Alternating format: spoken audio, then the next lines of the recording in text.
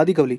Good morning, students. I welcome you all in the next session of online class. And today we are starting a new chapter, that is how do organisms reproduce. So we will be studying about reproduction and its introduction, that why reproduction is necessary.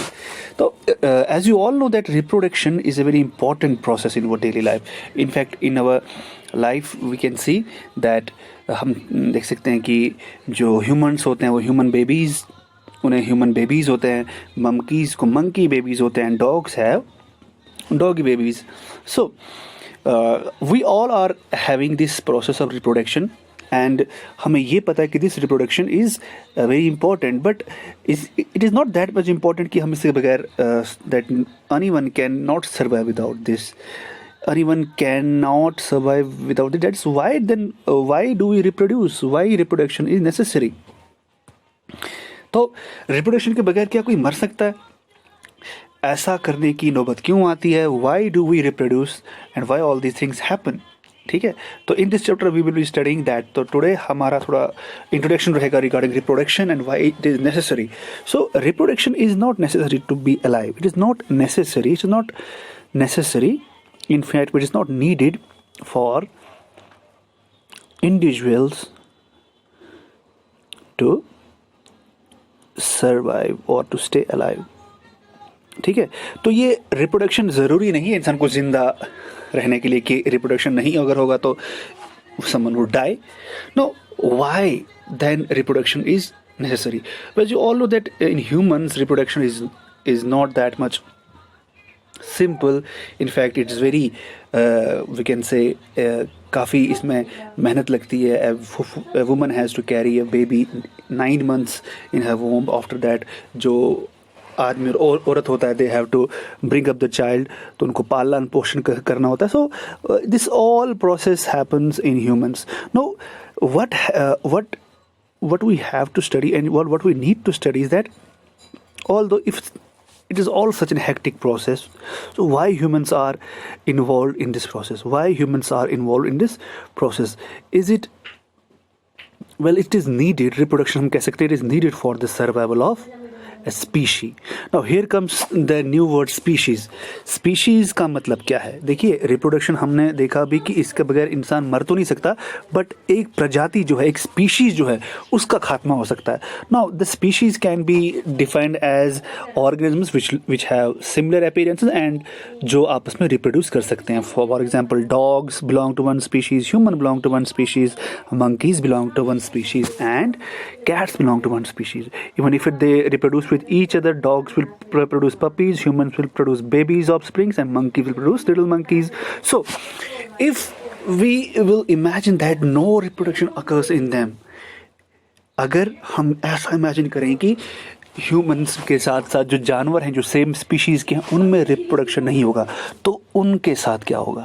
ठीक है, what will happen if reproduction is not there in the same species? What will happen to them?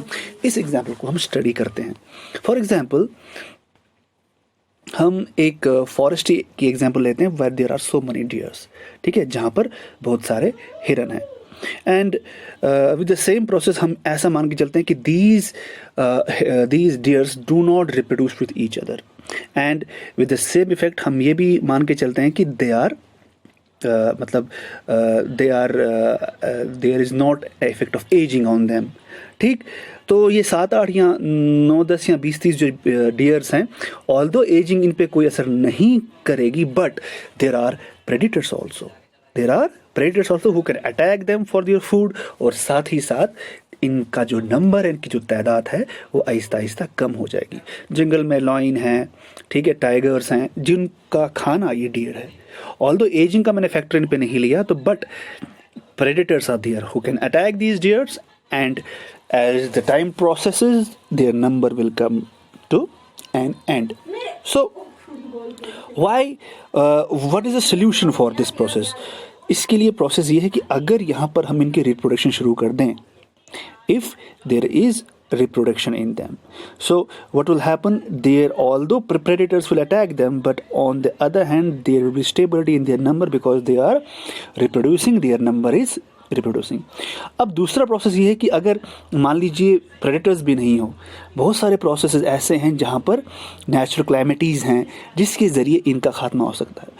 ठीक है, सो reproduction से क्या होगा, reproduction से इनकी stability बढ़ेगी। स्टेबिलिटी बढ़ने का मतलब ये है कि अगर इन पर कोई प्रेडेटर भी इन पर ऊपर है जो इनका नंबर डिक्रीज कर रहा है, but on the other hand reproduction से इस सेम स्पीशीज़ का नंबर भी इंक्रीज हो रहा है। ठीक है, so you can say that ये अपनी स्पीशीज़ के सर्वाइवल के लिए रिप्रोड्यूस कर रहे हैं। ठीक है, अगर ऐसा नहीं होगा तो ऐसा एक मौका आएगा कि डियर्स की जो स्पीशीज़ है वो ज़मीन से ख़त्म हो जाएगी। ठीक, so this is necessary for the species to alive, to stay alive. ठीक, स्पीशीज़ को ज़िंदा रहने के लिए रिप्रोडक्शन बहुत ज़रूरी है। ठीक, आई होप आपको समझ में आ रहा होगा। सो अब एक और इम्पॉर्टेंट चीज़ यहाँ पर आ रही है कि ग्रोइंग पॉपुलेशन का ग्रोथ। देखिए यहाँ पर as you all know that जब डियर्स आपस में रिप्रोड्यूस करने लगे तो पॉपुलेशन तो बढ़ेगी, और जब प्रेडेटर्स इन पे अटैक कर रहे हैं इनका नंबर भी कम हो रहा है, बट साथ ही साथ रिप्रोडक्शन से इनका नंबर इंक्रीज भी हो रहा है। तो इससे क्या हो रहा है, स्टेबिलिटी आ रही है इनकी पॉपुलेशन में। Their population remains stable. Hope you are getting this.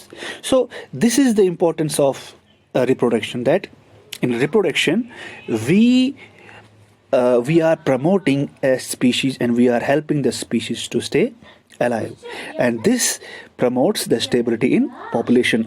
अगर रिप्रोडक्शन नहीं होगा तो एक पर्टिकुलर स्पीशीज़ का वजूद दुनिया से हट सकता है, जैसा हुआ भी है। There are so many tigers, there was in fact panda का आपने नाम सुना होगा in China. Their number has been reduced drastically and there are limited panda. In fact, China has done patent for that. क्या दुनिया में जहाँ कहीं भी पैंडा होगा वो चाइना का ही होगा। So इनकी रिप्रोडक्शन भी इनकी इनॉर्मस हंटिंग हुई, रिप्रोडक्शन का इनका पूरा माहौल नहीं मिला, जिसकी वजह से इनकी पॉपुलेशन जो है वो आहिस्ता आहिस्ता ख़त्म होने लगी। There was black panther in forests, black panther जिसको हम काला तेंदुआ भी कहते हैं। तो ये एक ऐसी प्रजाति थी जिसकी इनॉर्मस हंटिंग हुई, जिनकी ड्रास्टिक हंटिंग हुई और रिप्रोडक्शन का इनको उतना पूरा माहौल नहीं मिल पाया, जिसकी वजह से इनकी प्रजाति अब ऑलमोस्ट एक्सटिंक्ट होने पे है। So this is the reason reproduction is necessary. और साथ ही एक और इम्पॉर्टेंट चीज़ जो रिप्रोडक्शन में है, that reproduction is producing variations, है ना।